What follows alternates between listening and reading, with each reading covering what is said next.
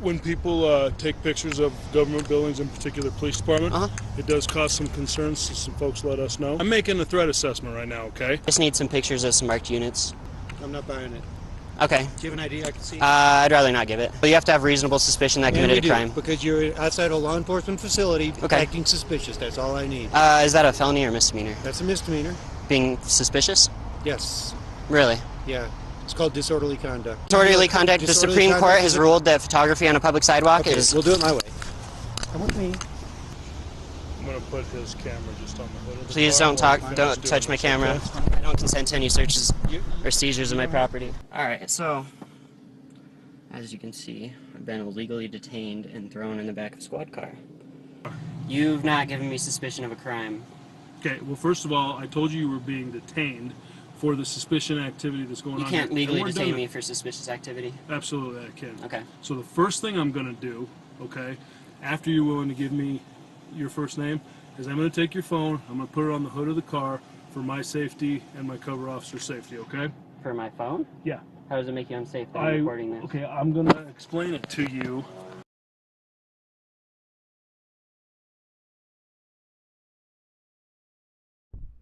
Alright, so what's going on, guys? So, just give you a little timeline on what's going on here. So, November 2nd was the day that I went and filmed the police department. November 4th, I put out the original video, and November 6th is when they issued a bulletin regarding it, which I will go on to explain here in just a minute. So, let's start with this. On November 2nd, 2017, Clayton was filming the secured parking lot of the Colorado Springs Police Department Falcon Substation in Colorado Springs, Colorado. City of Colorado Springs police officers contacted Clayton. Just to be clear here, this is a settlement agreement.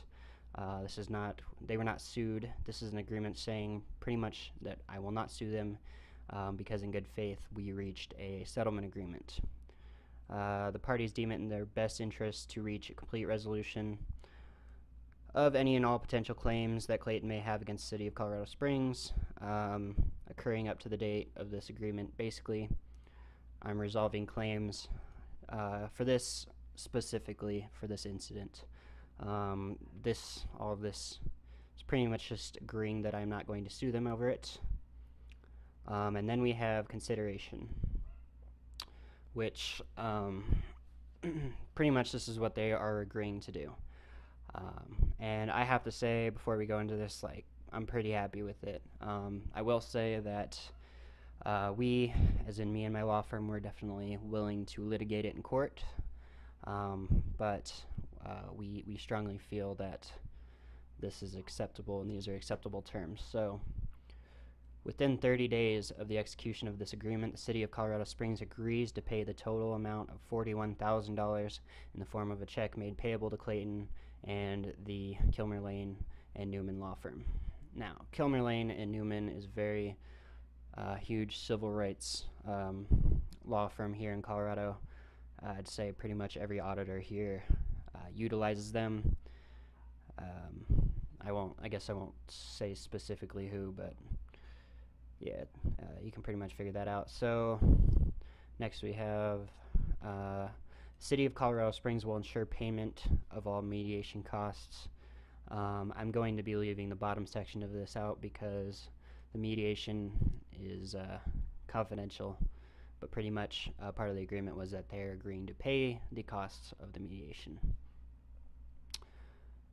By July 1st, 2018, the following will be added to Colorado Springs Police Department General Order 1551, Section 4.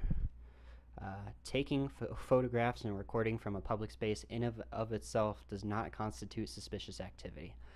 So a couple things to say about that. My law firm specifically was responsible for them having to publish their policy on the internet. They had to publicly publish it. Now, my law firm specifically, and other lawsuits against Colorado Springs, they have had different things added to this policy, but apparently that wasn't enough. So we had this line. It will be added to the policy by July 1st. Now, I must say personally, we proposed probably 15 different policy changes or adding to it at least, and this is the one policy that was agreed upon.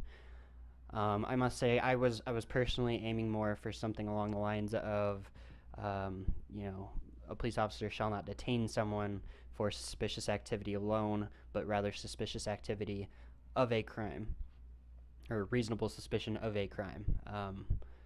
That's what the law already states in accordance to Colorado Revised Statutes, Title 16, Article 3, subsection 103.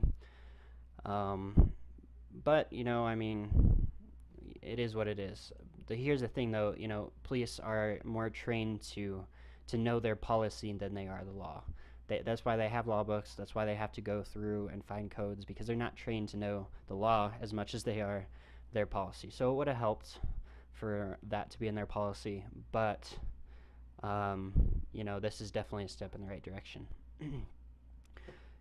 So next we have, by September 15th, 2018, the City of Colorado Springs will create and publish a roll call video addressing the First Amendment right to record police activity, and will require that its officers view the video by December 31st, 2018. So yeah, that's pretty self-explanatory, and it's pretty awesome. So basically, by the end of the year, every officer of Colorado Springs Police Department will be required to watch a video about our First Amendment right to record the police. Now, since this happened on November 2nd, I've not had one problem with Colorado Springs Police Department as far as filming goes. I have filmed pretty much every government building in this entire city. Filmed the courts. I filmed the Department of Homeland Security, TSA at the airport. I've filmed every police department, the sheriff's office. I have not had one problem since that video came out. And I would have to say partially that's thanks to you guys calling them. And I will go out and say that we definitely don't need any more action as far as that goes. But this video will help that even more, so that even people recording a traffic stop aren't going to get hassled by police. So yeah. Next we have the City of Colorado Springs will reissue a November 6th bulletin on public contacts as an annual basis for 5 years. So basically, 2 days after I posted the video, after they got thousands of calls from you guys, the viewers, they issued a bulletin. Now the bulletin is a confidential, it's an internal bulletin. It's not requestable by Freedom of Information Act. At least I was advised that by my attorneys, but I can kind of give you the basis of that bulletin, and it basically just addresses the First and Second Amendment, and it educates police officers on the First and Second Amendment rights. Basically says that, well, it doesn't say this, but it kind of outlines that they can't detain people for exercising their First and Second Amendment right alone. So that includes public photography, freedom of speech, protesting, and open carrying. So that's a huge win as far as constitutional rights go here. They are going to be very, very careful about detaining people for that kind of thing. Now, I will also say that Colorado Springs has had issues in the past with open carry. It is legal in Colorado, but if you guys will recall, a little while ago, a man was arrested for open carrying near Acacia Park in Colorado Springs. The whole thing with that, which was actually taken by my law firm, the arresting officer was enforcing a city municipal code. The municipal code said that you could not open carry in a public park. Now, that municipal code was repealed, I think it was like a month or two before that arrest, and the officer did not know. So my law firm took that up and ended up losing in court because the officer was unaware that that code was no longer in place. And I hear people saying all the time, well, ignorance of the law is no excuse. It just goes to show that, it kind of is with police officers sometimes. But anyway, open carry is illegal. They are getting updated training on that. It's not part of the settlement agreement, but they are definitely going to be careful with that too.